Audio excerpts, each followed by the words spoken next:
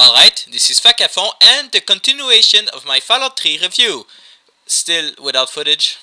Now, I will begin with something that is important in Fallout 3, especially if you're playing on the harder difficulties, the mercenaries. These people can be hired or gained, depending on which situation, and they can help you fighting. You can give them equipment, you can give them orders, very simple orders, and they follow you. Now, it sounds very good said like this, but there's actually a couple of flaws with the system. For example, the following part. Let's just say they didn't get enough of the training in that area of their expertise, let's say.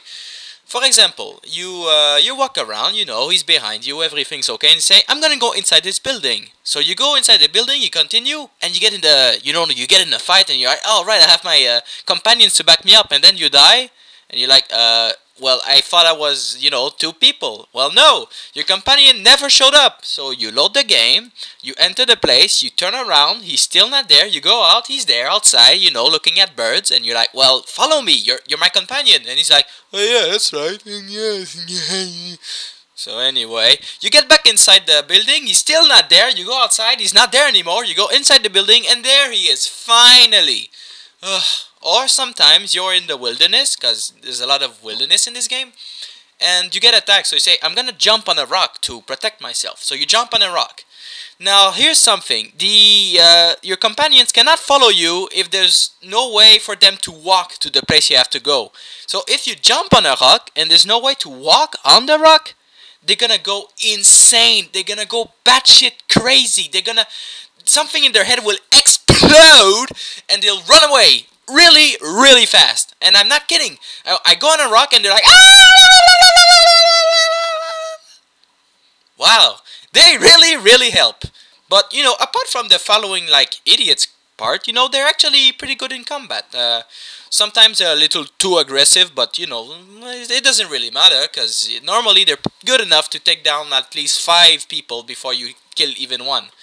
And sometimes it's the opposite if they have a really not good gun, or, But anyway, in fights they're pretty good, but in the following part they are total morons. Now there's about I think 6 or something mercenary. You get Jericho, which you have to be evil to get. He's actually pretty good. There's a girl slave that I never got because I killed her accidentally. There's a super mutant that kicks ass and you must have. There's some kind of paladin that's okay. There's Butch. And you can also get the dog, which is called Dog Meat, and he's pretty good for fighting stuff, but for fighting, he's not as good. And now I will talk about probably the most important part of Fallout 3, the VATS system. It's nice. Now I'm gonna go on with the guns you can have, which are pretty good. There's an okay variety of the guns, and they're all pretty good in their own way. Some of them just sucks, like the Chinese pistol, for example. The design is really cool because it looks like the gun of Han Solo. But apart from that, it's horribly bad. Now, to repair the guns that you use, you must use a gun that is like exactly the same, or like a special version of that gun, which you don't want to do. I mean, let's say you have the Chinese rifle, for example. Yeah, you can get a special Chinese rifle. And never do the mistake of repairing your normal Chinese rifle with the special Chinese rifle, because you will lose your special Chinese rifle and you look like an idiot. Now, the types of weapon, there's shotguns, there's some, two-hand. Well, it goes more like this: one-hander, two-handers, heavy weaponry, and lasers. Honestly, I don't know why, the laser pistol and the gun pistol are different. I mean, bullets are laser, it's one hand, you aim, you shoot, and there you go. But, it's an RPG game. Well, it's an RPG system that the more you have points in there, the stronger it gets, Hey, I know how to use a gun better, maybe I'll do more damage. It doesn't work like that. If you stab someone in the stomach and the other guy stab more people in the stomach, both of you will do stomach stabbing. I don't know, it's just kind of weird, with a high-pitched voice. There's also some melee weapons. Usually, melee is not, recommended in that kind of game, but when you get the really powerful melee weapons, like you know, the one that's sort of fire, which is a shish kebab, or actually that's pretty much the only good melee weapon I know. But anyway, since I didn't really focus on the melee weapons of the game, I don't really know them.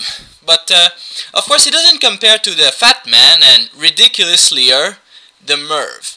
Now, the Merv is kind of like a Fat Man, but instead of shooting one mini nuke, it shoots 8 mini nuke. Okay, I know the name of the game is Fallout, but you don't have to Fallout it even more.